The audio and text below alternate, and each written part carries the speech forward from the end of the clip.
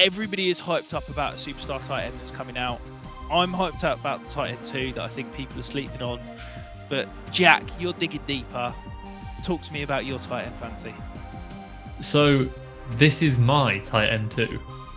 Okay. Yeah. So Ben Sinnott from Kansas State. Now, I feel like people are all over the place with Sinnott. Like, I have seen a couple of other people with him as tight end too, but then I've seen people with him as like tight end 7, tight end 8. Like, so he's one of those guys that I watched last summer and had no real idea what to expect. And came away just really, really impressed. And I was really impressed with his tape again this year. So he is, I mean, first and foremost, a very good athlete, which, you know, that's not the be all and end all at tight end. But I think when we're talking about the way the position's going now and kind of using it as that mismatch, I think it's really important that you've got that ability. He's also, you know, smooth and explosive as a route runner. He's versatile in kind of his alignment. So Kansas State used him in all sorts of weird and wonderful ways. So I think he spent over 10% of his snaps in the backfield. I want to say he won the award of college football's best fullback this year, which is kind of weird because he's not a fullback. But that just shows the way that college football's gone, that a tight end is winning the fullback of the year award.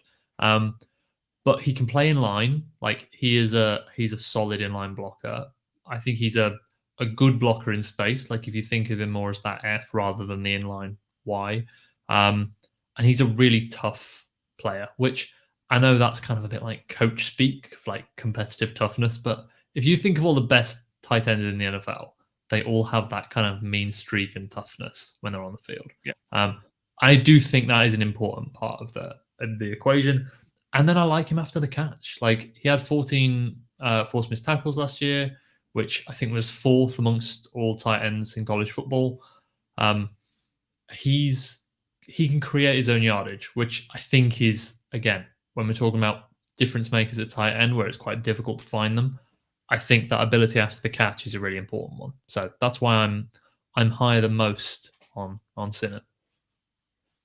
Yeah, absolutely. I like him. He's my tight end 4. I appreciate I'm talking fantasy and you're probably talking sort of real NFL draft. So that may be a slight difference. I think that I love the versatility. You know, you talked it through. He can play as a Y, he can play as an F, he can play as an H, which, you know, there's not many guys in this class that went into the backfield as often as he did. I really struggle assessing athleticism of tight ends on tape.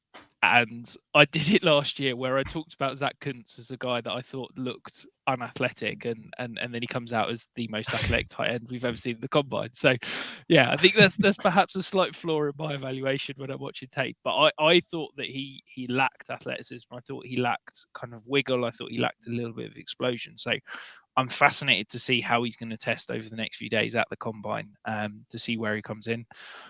I think he's okay versus zone. I think he can identify those soft spots. He can sit in and he can, you know, become I hate the phrase, but quarterback's best friend against zone. I think he struggled one-on-one, and I think there is room to grow there. I can see some route running now, but I think he doesn't stem defenders enough. I think he sort of runs his route and he's got natural mobility, but I don't think he necessarily sets up defenders as well as he could. I like him. I just think that there's an element of development that he needs, but he's a fantastic run blocker. He's got the versatility, so he's going to get on the field and he's going to play because of all of that. Yeah, I think on the point of the athleticism, the one thing that I would say there, I do think that he lacks that kind of top gear. I saw more of the athletic profile than you did, but I do think that's a bit of a limitation. Now, is top speed the most important thing in a tight end? Maybe not, but I think it's an important part of the evaluation, right? He's not Kyle Pitts. He's not going to be, and he's not Brock Bowers. Like, he's not a guy you can just go, right, just run in a straight line and stack that defensive back, and we'll win. Yeah, I think projecting tight ends is always a dark art, isn't it? Like the most difficult position, I said, often other than quarterback. Just trying to figure out what role these guys play, because also what they're asked to do at the college level is so different from what they're asked to do at the NFL. It's tough.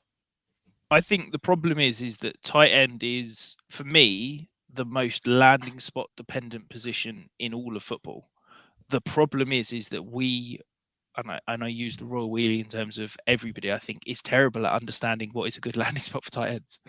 Because I think if you look at last year's class, how many people were saying that the Raiders was a great landing spot for tight ends because of Josh McDaniels' history with tight ends, and they didn't have anybody else, and it was a great spot. And I still believe in Michael Mayer, and I think he's going to be a good NFL pro, and I think he's going to have a good season this year. But I think that's the problem, is that I don't think we quite understand what makes a good landing spot. And I think that that's the challenge, is that we almost need to see it to understand it. And I don't know how you can evaluate that kind of and project it forward, because I think it's so landing spot dependent. But I have no way of understanding whether a team's going to utilize a tight end or not. A team might look at Ben Sinnott and say, do you know what, he's a fantastic run blocker, we're going to use him as our Y and as our H, and he's probably going to play 70-80% of snaps, but he's going to stay in and block on 50% of routes and stuff like that. Like that's within the range. Another team could look at him and say, he's a fantastic movable piece. We could build our offense around his versatility, and he could become a complete target hog. I don't know. I think both have a realistic range of outcomes. So it's so difficult to project. That's the thing, isn't it? If you've got a team who lives and dies by 11 personnel, then okay, then you can see how it works, and you can see how he fits nicely and how he could be a productive pass catcher and a blocker, because that way you can run and pass out of 11. If you've got a team who are like 2 and 3 tight end sets, then like you say, yeah, if the other guy he's paired with is a Kyle Pitts type or a Kelsey type or anybody like that, he's not going to be the one of the two that is the primary pass catcher. So yeah, drafting tight ends in fantasy football is just like, no. I always panic with that, because like you say, it's you never feel good about it. You never feel good. Yeah, no, so this tends to be why I just don't draft rookies, and I'll instead just pay for a vet. But people don't want to hear that. We're here to talk about rookies. But Jack, thank you ever so much for time. I love picking your brains. I love talking things through you, because you really do dig into the tape, and I know that you spend a lot of time watching these guys. Where can anybody watching, anybody listening, find your work right now?